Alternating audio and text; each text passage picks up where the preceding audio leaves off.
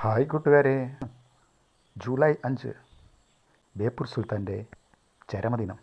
ഞാൻ എഴുത്തുകാരനായത് യാദൃശ്ചിക സംഭവമൊന്നുമല്ല. 9 കൊല്ലം ലക്കും ലഗാനുമില്ലാതെ എന്ന് പറഞ്ഞ മാതിരി ഇന്ത്യ മഹാരാജ്യത്ത് മുഴുവൻ ചുറ്റിക്കറങ്ങി അവസാനം സ്വന്തം നാടായ കേരളത്തിൽ തിരിച്ചെത്തി.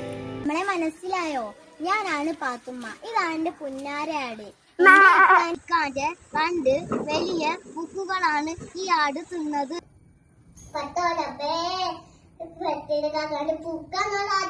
എന്റെ ഉപ്പുപ്പാക്ക് ഒരു ആന ഉണ്ടായിരുന്നു.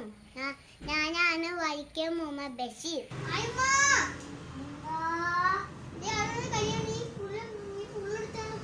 മലയാളത്തറവാട്ടിലുണ്ടു നല്ലൊരു സുൽത്താൻ, കഥകൾ കൊണ്ടൊരു കോട്ട കെട്ടി ഖൽബിലേറിയ സുൽത്താൻ.